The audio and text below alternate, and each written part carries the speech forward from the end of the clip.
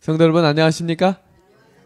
우리 함께 하나님의 말씀 펴겠습니다. 마태복음 25장 우리 40절에 있는 말씀입니다. 마태복음 25장 40절에 있는 말씀입니다. 신약성경 44페이지에 있는 말씀, 마태복음 25장 44절에 있는 말씀입니다. 제가 읽겠습니다. 40절입니다. 임금이 대답하여 이르시되 내가 진실로 너희에게 이르노니 너희가 여기 내 형제 중에 지극히 작은 자 하나에게 한 것이 곧 내게 한 것이니라 하시고.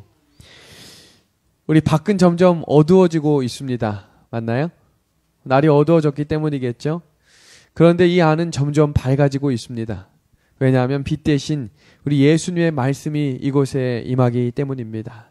세상의 어두운 세상 속에 살아가지만 우리 빛 대신 예수님이 우리의 참된 생명의 빛이 되심을 기억하시면서 오늘 이 방송을 듣고 있는 우리 장로님 또 집사님 계시리라 생각합니다.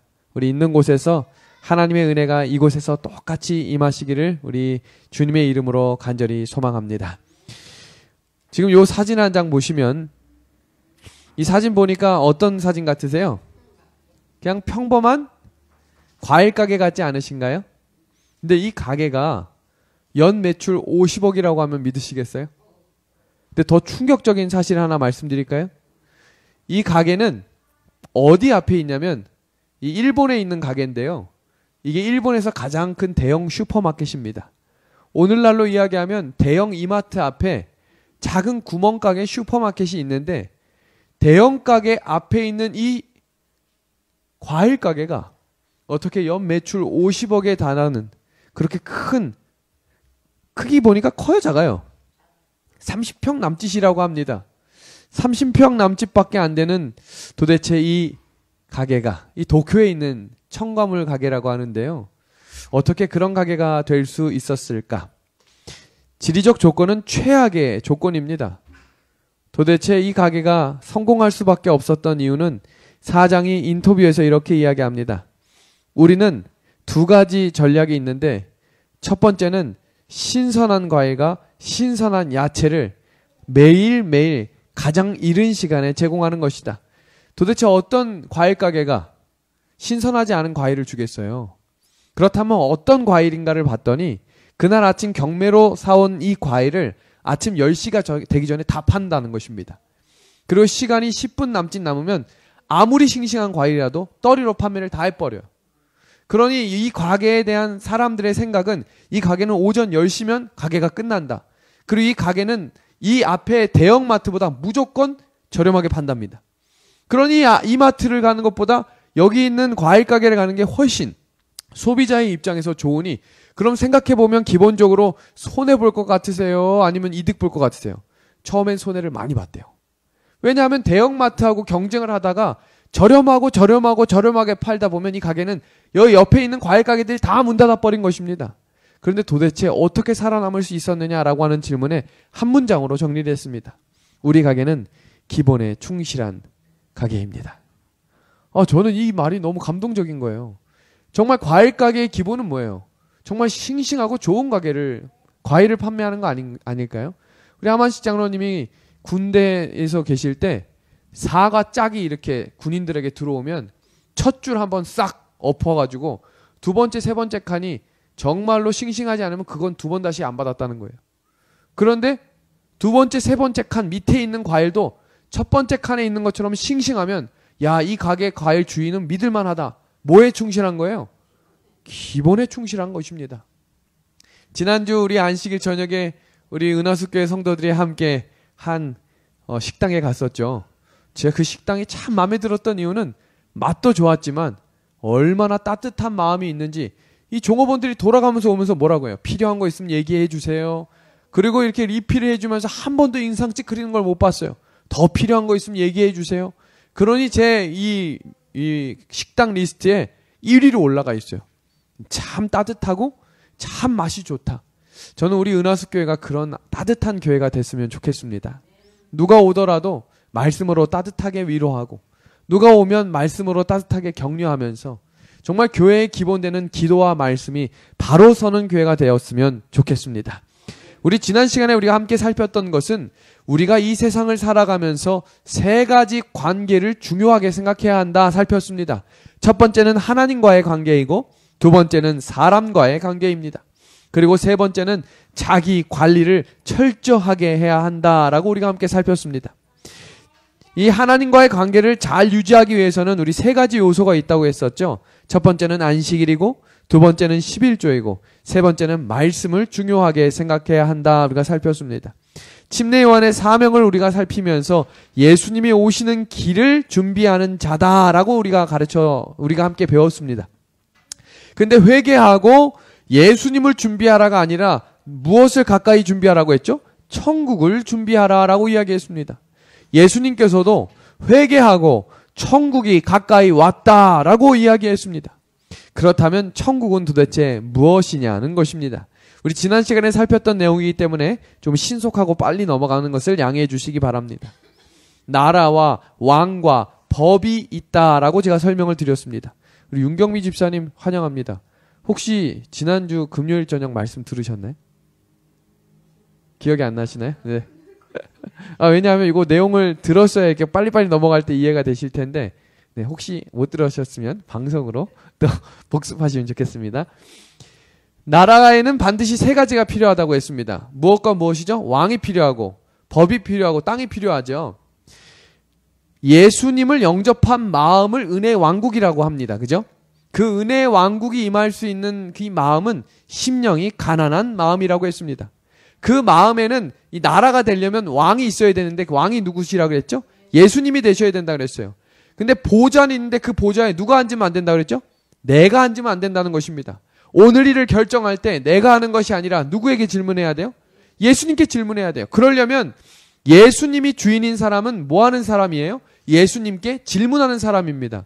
제가 한번 설명드린 적이 있어요. 하와가 선악과 앞에서 가장 큰 실수를 한 것은 선악과를 먹은 것도 있지만 하나님께 질문하지 않은 것입니다. 하나님, 저 이거 먹어도 되나요? 이 질문만 했더라면 하나님이 대답하셨을 거예요. 절대로 먹으면 안 된다. 그런데 하와가 뭐라고 했죠? 하나님과 같이 되지 않을까라는 교만 때문에 하나님께 질문하지 않은 것입니다. 오늘 혹시 중요한 미팅 자리나 중요한 일과를 처리할 때 내 스스로 내 경험과 내 생각을 가지고 하시지는 않으셨나요? 그럼 다시 이 마음의 중심에 하나님의 자리에 누가 앉아야 되는 거예요? 하나님이 앉을 수 있도록 이 마음의 자리를 양보하셔야 하는 것입니다. 그러면 그리스도인들은 예수님이 마음의 자리에 계시고 예수님의 법을 따라 사는 사람이라고 우리가 함께 설명을 드렸습니다. 그럼 그 하나님의 법을 아주 한마디로 정리하는 구절이 마태복음 7장 12절에 나오는데요. 우리 이 구절 다시 한번 읽어볼까요? 그러므로 시작. 그러므로 무엇이든지 남에게 대접을 받고자 하는 대로 너희도 남을 대접하라. 이것이 율법이요 선지자라라고 이야기했습니다. 이 내용을 조금 더 자세하게 풀어서 설명하면 사람과의 관계를 유지하는 원리도 무엇과 무엇이라고요? 희생과 겸손이라고 이야기했습니다. 이 원리를 이해하시려면 아주 간단합니다. 성령께서 양심에 요구하는 대로 따라 사는 것입니다. 얼마 전 길을 걷다가 우연히 5만 원권 수십 장이 들어있는 가방을 주운 학생들이 있었습니다. 그 가방에는 무려 260만 원이 들어있었습니다. 5만 원짜리로. 문은경 집사님, 지나가는데 가방에 260만 원짜리, 주변에 아무도 없어요. 이 가방 어떻게 하면 좋을까요? 야, 경찰서에 바로 갖다 주신대요. 집사님 부자여서 그런 거예요? 이 세 아이가 고민하지 않고 중학교 1학년 아이 3명이 그걸 경찰서에 가져다 주었습니다. 그래서 경찰서의 아저씨들이 이렇게 질문을 했어요. 너 어떻게 이 돈이 이렇게 많은데 5만 원도 뺄 생각을 하지 않고 그대로 가져올 수 있었니? 뭐라고 이야기한 줄 아세요? 어릴 때부터 부모님께 그렇게 배웠다는 것입니다. 부모로부터 받은 교육, 아이들이 볼 때 부모가 양심껏 자기의 마음대로 사는 것이 아니라 정해진 법칙과 하나님이 주신 양심을 가지고 살아가는 것이 이렇게 소중하고 귀하다는 사실입니다. 나중에 알게 된 사실이 이 260만 원이 누구 돈이었냐면 한 어르신이 겨울을 따뜻하게 보낼 수 있었던 유일한 전 재산이었다는 사실을 알게 되었습니다. 이 금액은 이 재개발이 되었던 이 쪽방에 살았던 이 할아버지에게 겨울 동안 살 수 있는 전 재산이었고 생명과도 같은 금액이었다는 사실입니다. 그 사실을 안 이 세 명의 학생이 더 기뻐했다는 사실은 우리에게 다시 한번 무언가를 생각하게 만드는 일이 아닐까 생각이 됩니다. 성도 여러분, 우리가 어떻게 사람을 대접하느냐에 중요한 것에 네 가지 원칙이 있다고 했는데요. 첫 번째는 생각입니다. 누군가가 나를 좋아해주고 존중해주고 나를 알아주면 좋을까요? 이런 것을 싫어하는 사람이 아마 없을 것입니다. 그렇게 남을 생각해 주라는 것입니다. 남이 나를 어떻게 생각해 주면 좋을지에 대해서 생각하고 그 사람을 그렇게 생각해 줄 수 있도록 하나님께 기도하라는 것입니다. 사랑할 수 있는 사람을 사랑하는 것은 쉽지만 사랑할 수 없는 사람을 사랑하는 것이 진짜 사랑이라고 성경은 이야기합니다. 마찬가지로 원래 존경받을 만한 사람, 원래 존경해야 되는 사람을 그렇게 생각하는 것은 쉽습니다. 그러나 존경받기 어렵고 사랑받기 어려운 사람을 그렇게 생각해 주라는 것입니다. 이 책에는 어떻게 나오냐면요. 우리가 생각하는 대로 우리의 뇌세포가 건강해질 수 있다는 것입니다. 남을 미워하면 누가 제일 손해인 줄 아세요? 내 건강이 나빠진다고 이 책은 이야기합니다. 성경 잠언 17장 22절에도 마음의 즐거움은 양약이라도 심령의 근심은 뭐도 마르게 한다고요? 뼈도 마르게 합니다. 저도 근심 걱정이 많으면 잠이 안 올 때가 있어요. 저처럼 잠을 잘 자는 사람이 없거든요. 전 눈만 감았다 하면 바로 잠을 잡니다. 그런데 근심이 생기면 이 생각 저 생각 어디까지 가냐면 저기 하늘까지 갔다 와요. 이렇게 되면 어떡하나 저렇게 되는 것은 아닐까? 마음의 생각을 하나님께서 지켜주실 수 있도록 우리 함께 기도하시지 않으시겠습니까? 우리 지난 시간에 배웠던 내용 우리 마지막입니다. 여기까지 하고 좀 천천히 나가겠습니다. 두 번째는 말이라고 하는 것입니다. 이 말이라고 하는 것이 사람을 살리기도 하고 사람을 죽이기도 합니다. 이 조그만한 혀가 얼마나 파워 있는지 아시지요? 말도 다른 사람이 나에게 어떻게 해주면 좋겠냐는 것입니다. 우리 혹시 집사님 장로님들 중에 오늘 하루를 살면서 기분 좋은 말 들으신 분 계신가요? 이 말 들었는데 참 기분이 좋았다. 네, 우리 손 들으셨는데 우리 박용숙 집사님 무슨 얘기를 들으니까 기분이 좋으셨어요? 네. 친절하게 해주셔서 고맙습니다. 그러니까 마음이 따뜻했어요. 우리 문은경 집사님 어떤 이야기를 네. 네. 네.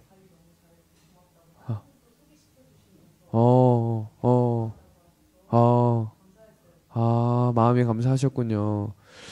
가끔 저는 114나 저기 윤예섭이 손 들었는데 아닌가 봐요. 114나 100번 KT에 전화를 할 일이 생기잖아요. 그럼 가끔 이 무례하게 전화를 받을 때도 있지만 저도 이렇게 친절하게 이야기하면서 가끔 감사합니다. 좋은 하루 되세요 하면 그 상대방이 이렇게 깜짝 놀라요. 그래서 흠칫 한 1초 정도 기다렸다가 감사합니다. 덕분에 더 좋은 하루가 될 것 같습니다. 우린 누군가가 나에게 기분 좋은 칭찬이나 좋은 이야기를 해주면 기분 다 좋으시죠? 그렇게 이야기하며 지내라는 것입니다. 그것이 하나님의 관계와 사람의 관계를 유지하는 방법이라고 우리가 지난 시간에 함께 살폈습니다. 우리 오늘 생각해야 할 내용은 바로 생명입니다. 생명을 어떻게 나눌 수 있을까? 생명이라는 게 무엇인지 한번 살펴보겠습니다. 생명이라고 하는 것은 이 봉사하는 것을 생명이라고 이야기합니다. 우리가 생명이 시간 맞나요? 하루 24시간을 다 가지고 살아가죠, 우리가? 24시간보다 더 가지고 계신 분 계신가요? 아무도 없어요. 그럼 24시간 중에 4시간을 쪼개서 누군가에게 좋은 행동과 좋은 봉사를 하는 것을 성경은 뭐라고 이야기하고 있냐면 생명을 나눈다라고 표현하고 있습니다. 이해되셨나요? 그런데 성경은 우리에게 이 생명을 나누는 것이, 이 봉사하는 것이 얼마나 중요한 것인지를 기억하라고 이야기했습니다. 여기서 이야기하는 봉사는 내가 원래 해야 되는 것을 의미하는 게 아니에요. 내가 월급을 받고 하는 일은 봉사라고 하기엔 좀 어렵습니다. 원래 해야 되는 의무이기 때문이지요. 그 외의 시간, 그 다른 시간을 누군가를 돕고 누군가를 격려하고 누군가를 위해 봉사하는 시간을 생명이라고 이야기하고 있는 것입니다. 우리 구호봉사 320페이지에 나온 말씀을 같이 보겠습니다. 다른 사람들을 복되게 하는 데서 오는 즐거움은 신경들을 통하여 감각의 행복감을 전달해주고 혈액순환을 촉진하며 정신과 신체의 건강을 증진시킨다. 남을 도울 때, 시간과 돈을 들여서 내 생명을 나눌 때 그때는 힘들지만 그 일이 지나고 나면 아주 기분이 좋고 내 정신과 내 육체의 건강을 회복시켜준다는 사실입니다. 우리 이어지는 구절을 좀 보겠습니다. 우리가 그리스도인 성품을 개발시키는 일은 고통당하고 괴로워하는 자들에게 그리스도께서 하신 것처럼 봉사함으로 그리스도의 사업을 행할 때에 이루어진다. 얼마 전 뉴스에 참 이렇게 익숙한 한 마크가 나왔습니다. 이 마크는 뭐였냐면 호남 36 고등학교 2학년 학생들 5명이 이 JTBC 뉴스에 등장한 것입니다.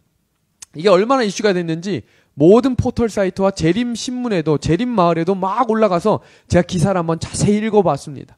어떤 내용이냐면 3월 17일 오후 6시 20분에 이 70대 할아버지가 자전거를 타고 가다가 아마 방지턱에 쾅 하고 넘어지셨는데 손가락이 부분 절단이 됐다고 기사에 나오더라고요. 그러니까 피가 막 흐르고 있는데 아마 지나가는 사람이 없었는지 있었는지는 기록되어 있지 않지만 요즘 사람들이 남 돕는 것을 막 나서서 하나요? 나 할 일 바쁘고 내가 할 일 바빠서 많이 지나갈까요? 얼마 전 중국에서는 사람이 쓰러져 있었음에도 불구하고 그 자리를 지나간 사람이 100명이 넘었는데도 그 사람을 아무도 돕지 않아서 길거리에서 얼어 죽은 것이 기사에 난 적이 있습니다. 아무도 돕지 않는 것입니다. 왜냐하면 뭐라고 생각할까요? 누군가가 돕겠지 하고 지나가는 것입니다. 그런데 이 학생들도 우리 고등학생들이 저녁 시간이 길까요 짧을까요? 길지 않아요. 짧기 때문에 이 친구들이 밥을 헐레벌떡 먹고 운동을 하든지 자기하고 할 일 하느라고 얼마나 바쁜지 모릅니다. 근데 한 학생이 이 시간을 보고 막 뛰어가다 한 할아버지가 쓰러져 있는 것을 보고 저기 자전거가 이 뒹굴어 있는 것을 보고 깜짝 놀라고 할아버지를 찾아갔더니 할아버지 피가 많이 흐르는 것을 보고 달려가서 휴지를 자기 돈을 주고 산 것 같아요. 그리고 어디서 본 건 있어가지고 비닐봉지를 갖다가 여기를 칭칭칭칭 동여맨 것입니다. 그리고 이 할아버지를 혼자 옮기려고 하니까 너무 벅차니까 전화를 해서 친구 4명을 부른 거예요.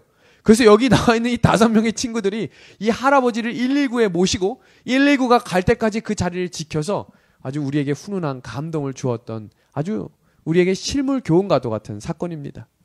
우리 자녀가 이런 일을 겪을 수 있고 내가 이런 일을 겪을 수 있다는 것을 꼭 기억해야 합니다. 그래서 이 일들을 하는 것이 결국 누구를 살리는 일이라는 거예요? 나를 살리는 일이라고 오늘 성경 본문은 이야기하는 것입니다. 제가 영월교회에서 이 봉사하고 섬길 때 참 남을 즐겁게 해주고 남을 이렇게 섬기는 일을 즐겨 하시는 집사님이 계셨습니다.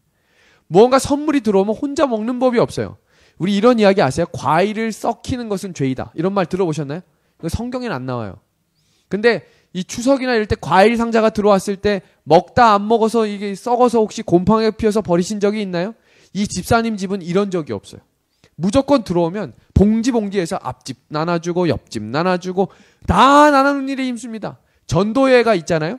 그러면 이 집사님은 차 운전을 못하는데 본인이 직접 돈을 내가지고 택시로 운행을 해요.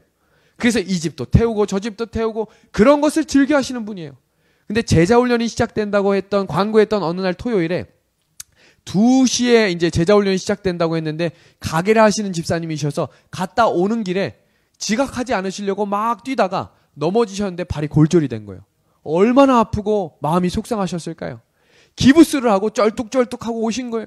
제 마음이 얼마나 아팠는지 몰라요. 그러니까 이 집사님이 그때부터 어떻게 하셨는지 아세요? 화를 내거나 기분 나쁜 티를 내는 게 아니라 전화로 이제 봉사를 하는 거예요. 교회가 목사님이 차 운행하실 거야. 이 차 타, 저 차 타. 이렇게 중간중간 사람들을 연결해주고 자기가 할 수 있는 일들을 나누고 여기 영월교회 출신이 계시네요. 이런 일들을 하면서 집사님이 저한테 어떤 고백을 하셨냐면 목사님 제가 이 발이 참 아파서 진통제를 먹는데 그렇게 누군가한테 전화하고 누군가한테 좋은 일을 하면 이 발에 통증이 없어진다는 거예요.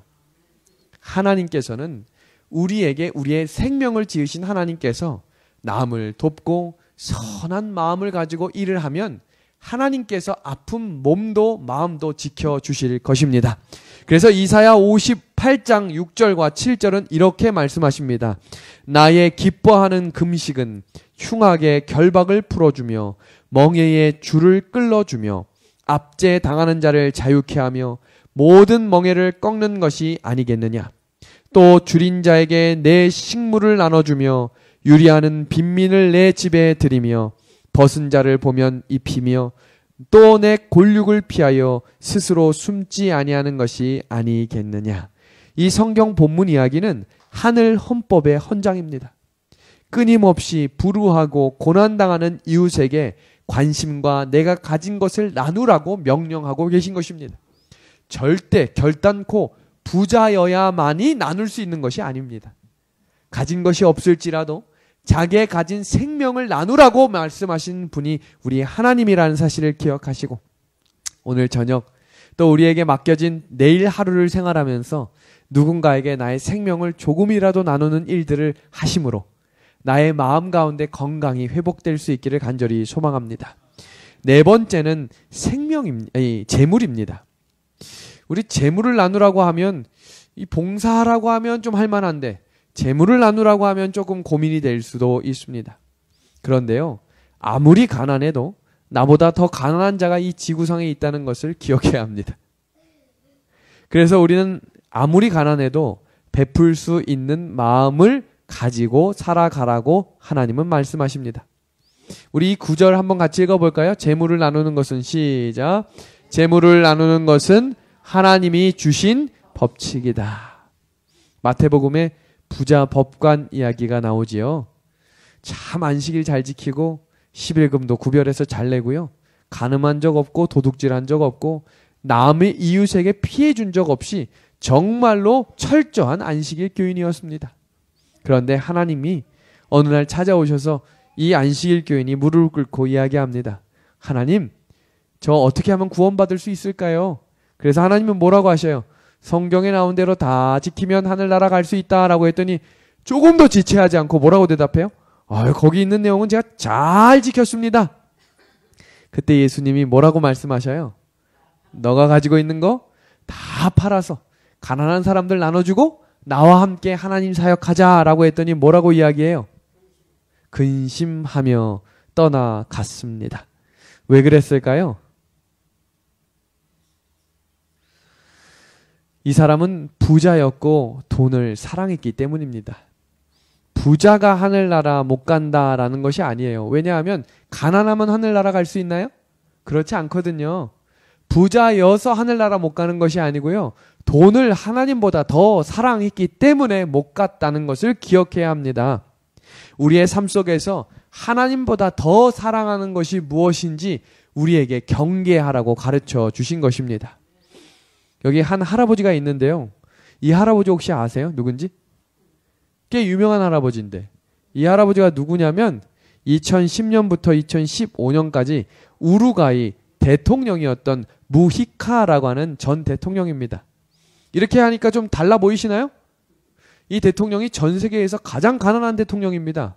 그런데요, 이 대통령은 지금도 어디를 가도 모든 사람에게 환영을 받고 사랑을 받는 사람입니다. 도대체 무엇이 이 사람을, 대통령이 끝났음에도 불구하고, 우리나라 대통령은 끝나면 다 감옥 가잖아요. 문제가 있고. 근데 이 나라의 대통령인 이 대통령은 무엇을 어떻게 했길래 지금도 어딜 가나 많은 사람들에게 격려를 받고 사랑을 받고 악수 한번 해달라고 이야기하는 사람이 되었을까요? 이 사람은 대통령이 되어서도, 대통령이 끝나고도 언제나 기부를 생활처럼 하는 사람이었고, 지금도 중고차 한 대와 쓰러져 가는 것 같은 이 집만을 가지고 살아갑니다. 대통령을 지냈는데도 불구하고 말이죠. 그러면서 이 대통령이 연설을 하거나 어디 가서 강의를 할 수 있을 때마다 반드시 하는 한 문장이 있어서 제가 소개하려고 합니다. 사람은 풍요로움을 추구하다 절망하는 삶을 살게 된다. 그래서 사람은 매일 아침 기쁨이 샘솟는 나누는 삶과 검소한 삶을 회복해야 한다. 우리가 혹시 오늘도 부자 되려고 열심히 생활하시진 않았나요? 그 부자가 결단코 우리에게 행복을 가져다 주는 것만은 아니라는 사실입니다. 우리의 삶 속에 참된 행복은 하나님이 주신 생명을 나누고 재물을 크든 작든 우리에게 주신 작은 달란트를 나눌 때 하나님이 참된 행복을 주시겠다 약속하셨습니다. 누군가에게 사랑을 나누어 주시지 않겠습니까? 구호봉사에서는 우리에게 이렇게 가르쳐 줍니다.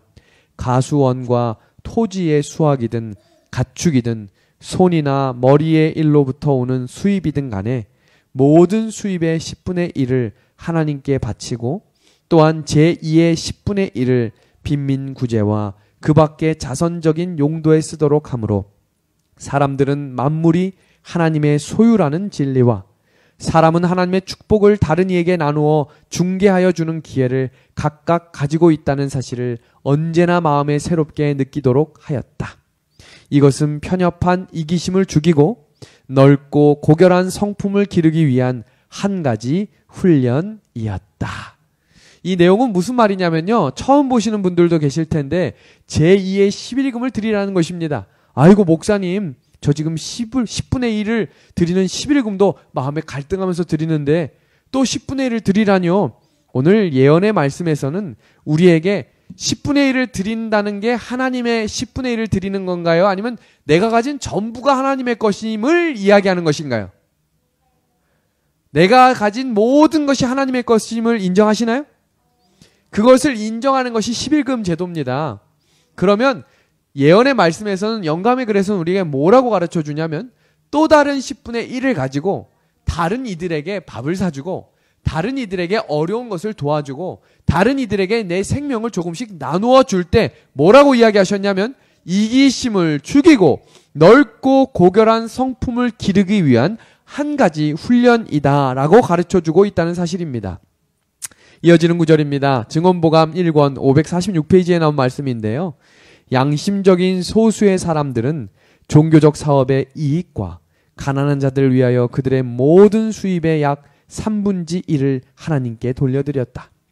이러한 징수액은 백성들의 특수한 계층에서가 아니고 모든 사람들로부터 거출되고 요구액은 소유에게 비례하였다. 이러한 징수는 하나님께서 당신의 사업을 유지하시기 위함일 뿐만 아니라 백성들 자신의 유익을 위하여 이루어졌다. 성도 여러분, 이 마크 혹시 보신 적 있나요?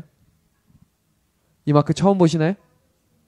이 마크 우리 교회 건물 1층에도 이 마크 있는데 크로커다일이라고 하는 마크입니다. 혹시 전 세계 크로커다일 회장이 재림교인이신 거 혹시 아시나요? 회장이 재림교인이세요. 이 회장은 지금 캐나다에 살고 있고 그 형님은 싱가포르에 살고 있고 그분의 아들이 지금 싱가포르에 살고 있는데 그 아들이 지금 남태평양 평실업 회장입니다. 그렇게 사업이 번영하게 된 이유에 대해서 얼마 전 간증을 할 때 뭐라고 이야기하셨냐면 자기 아버지도 작은 아버지도 그렇고 아주 가난할 때부터 그렇게 베푸는 삶을 살았대요. 그래서 지금 이 아들이 회사를 물려받은 지금에도 얼마나 베풀면서 사냐면 전 세계의 대학의 건물을 하나씩 다 지어준다는 거예요. 그냥 이유이시 지어주는 게 아니라 이유 없이 지어줍니다. 왜요? 거기서 공부하는 학생들이 더 나누는 삶을 살고 더 하나님을 알아가는 교육을 받는 현장에 기부하는 것입니다. 이 결코 쉬운 일이 아니에요. 돈 많은 사람이 더 돈 쓰는 것을 힘들어합니다. 왜냐하면 그 돈이 얼마나 소중하고 귀한지 알기 때문입니다. 그러나 이 회사가 그렇게 기부 활동을 하고 나누는 데를 힘쓸 때마다 회사가 점점 더 번창하더라는 거예요. 우리의 삶 속에 그가 고백하면서 가장 좋아하는 성경 구절이 잠언 11장 24절이라고 고백합니다. 같이 한번 읽어볼까요? 흩어 시작. 흩어 구제하여도 더욱 부하게 되는 일이 있나니 과도히 아껴도 가난하게 될 뿐이니라. 성도 여러분, 하나님이 알려주신 이 원리를 어떻게 나누고 어떻게 내 마음 가운데 행복을 회복할 수 있을지를 꼭 기억하시면 좋겠습니다. 성도 여러분, 누군가한테 밥 사주신 적 있으시죠? 그런데 그 밥 사주는 게 무언가를 원해서 사주는 밥이 아니라 정말 희생하고 나누기 위해서 하시면 그 마음이 더 행복하실 것을 믿습니다. 이제 말씀을 마무리하면서 오늘 마태복음 24장 25장에 나온 말씀을 가지고 같이 정리해 보도록 하겠습니다.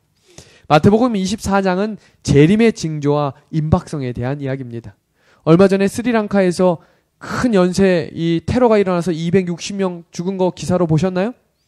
하나님이 지금 얼마 전에 우리 김경규 집사님이 저기 강릉에 출장 가셨다가 지진 났다고 했잖아요. 그 기사 보고 제가 또 어느 날 뉴스를 보니까 지금 4군데에서 연속 지진이 일어나서 큰 지진이 올 예언이다 이렇게 제가 한 기사를 읽었거든요.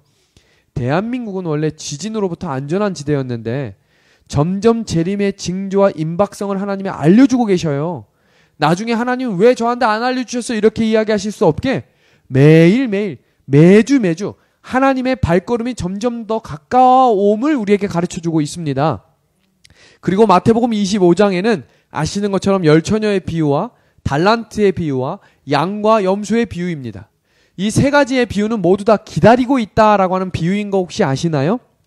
열처녀는 어떻게 분류를 하냐면 지혜로운 처녀 5과 어리석은 처녀 5으로 비유를 하고요. 달란트의 비유는 충성스러운 종 2명과 불충성스러운 종 1를 이야기합니다. 그리고 양과 염소의 비유는 양과 염소로 나뉘어지지요. 그런데 중요한 것은 이 세 가지 비유는 예수님의 재림과 무관하게 살던 사람의 이야기가 아니라 다 재림을 기다리며 살았던 사람들의 이야기라는 사실입니다. 그러면 이 이야기는 곧 이 말씀을 듣고 있는 우리의 이야기라는 것입니다. 그럼 어떻게 이렇게 나누어지냐는 것입니다. 열처녀가 무엇 때문에 나누어졌죠? 기름 때문입니다. 기름은 성경에서 이야기하는 성령입니다. 재림을 기다리는 사람은 성령에 이끌리는 사람이 되어야 합니다. 자기의 욕심과 자기 과시로 살면 안 되고 성령에 이끌리는 사람이 되어야 한다는 것입니다. 그런 성령의 인도하심에 따라서 살기로 결심하시나요? 그런데요, 이것은 매우 중요한 문제입니다. 왜냐하면 내가 성령에 이끌려 사느냐 마느냐가 마지막 시대에 이 땅에 연결되는 신랑과 함께 그 땅에 들어갈 수 있느냐 없느냐를 결정짓는 아주 중요한 성령이기 때문입니다. 재림을 기다리는 사람들은 성령의 인도하심을 따라 산다는 것입니다. 그리고 이어지는 비유는 바로 달란트의 비유입니다. 달란트는 아시는 것처럼 한 종은 5개, 다른 종은 2개, 한 종은 1개를 받았습니다. 그런데 이 1개를 받은 사람이 나쁜 짓을 했나요? 아닙니다. 무엇을 하지 않았죠? 일을 하지 않았습니다. 이게 중요한 거예요. 다 주인 앞에 내놓습니다. 5개를 받았던 달란트를 받았던 사람은 몇 개를 더 받았죠? 5개를 받았죠. 이자 냈나요? 이자 내지 않았죠. 받은 것을 다 주인 앞에 내놓습니다. 2개 받은 사람 몇 개 더 벌었죠? 2개 벌었죠. 자기 소득을 위해 일한 게 아니라 주인을 위해 일한 것입니다. 이 말은 하나님이 맡겨주신 것으로 불을 뿔리라고 가르쳐 주신 게 아니라 하나님이 말씀하신 방법대로 성령의 이끌림을 받는 대로 살으라는 것입니다. 성령의 인도하심을 받는 사람의 특징은 자기를 위해 살지 않고 예수 그리스도를 위해서 사는 사람들입니다. 성령의 인도하심을 받으면 주인을 위해 충성하는 삶을 살게 되는 것입니다. 그렇다면 주인을 위해 산다는 것이 무엇인가? 이것이 마지막 결론입니다. 양과 염소의 비유에서는 양의 대표적인 이 특징을 보면 불우한 이웃을 위해 나누고 살았다라고 이야기합니다. 양과 염소는 비슷하기 때문에 비유로 등장한 것입니다. 만약에 양과 용이었다면 이렇게 비유로 이야기하지 않아도 됩니다. 그런데 재림 성도들로 똑같이 살아가지만 겉모습은 똑같고 예배드리는 것 똑같고 십일금을 내는 것은 똑같지만 결정적인 한 가지가 다를 것인데 그것은 불우한 이웃을 돕느냐 돕지 않느냐라고 하는 차이라는 것입니다. 주인을 위해서 산다는 것은 불우한 이웃을 위해 희생하는 것입니다. 성경절을 같이 보겠습니다. 그때의 임금이 그 오른편에 있는 자들에게 이르시되 내 아버지께 복받은 자들이여 나와 창세로부터 너희를 위하여 예비된 나라를 상속하라. 내가 줄일 때에 너희가 먹을 것을 주었고 목마를 때에 마시게 하였고 나그네 되었을 때에 영접하였고 벗었을 때에 옷을 입혔고 병들었을 때에 돌아보았고 옥에 갇혔을 때에 와서 보았느니라.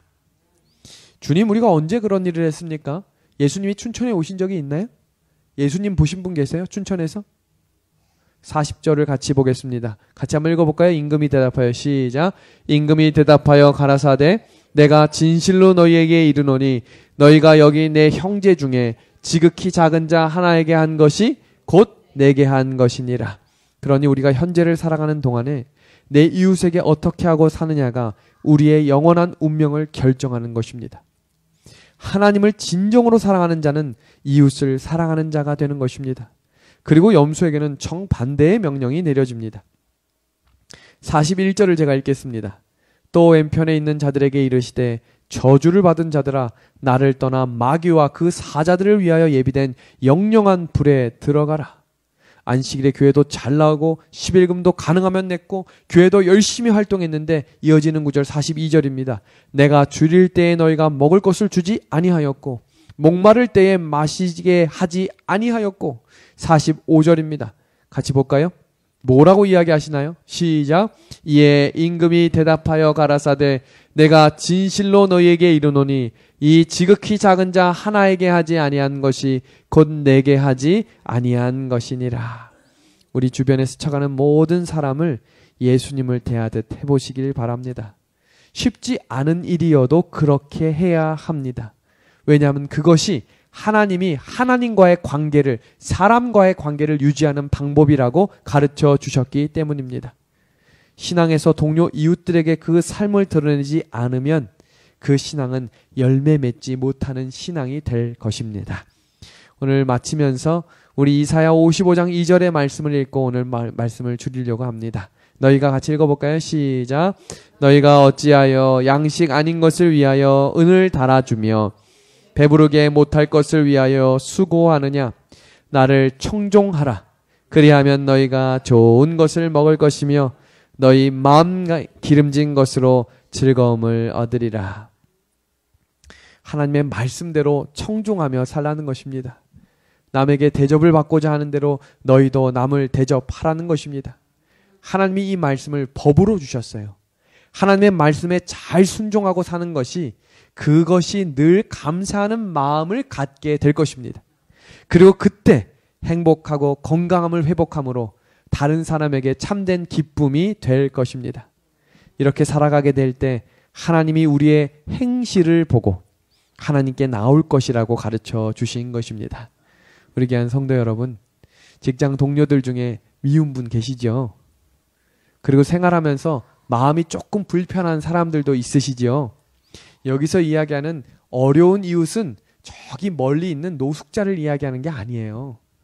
우리가 항상 만나는 그 사람에게 예수님을 대하듯 대할 때 내 마음이 건강해지고 내가 행복해질 것이라고 가르쳐 주시는 것입니다.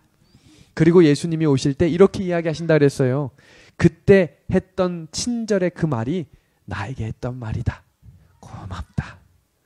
오늘 그 영적인 은혜의 말씀을 마음에 새기시면서 매일매일 순간순간마다 예수님께 기도함으로 우리의 삶 가운데 그런 예수님의 마음이 회복되는 귀한 은혜의 삶 되시기를 간절히 소망합니다.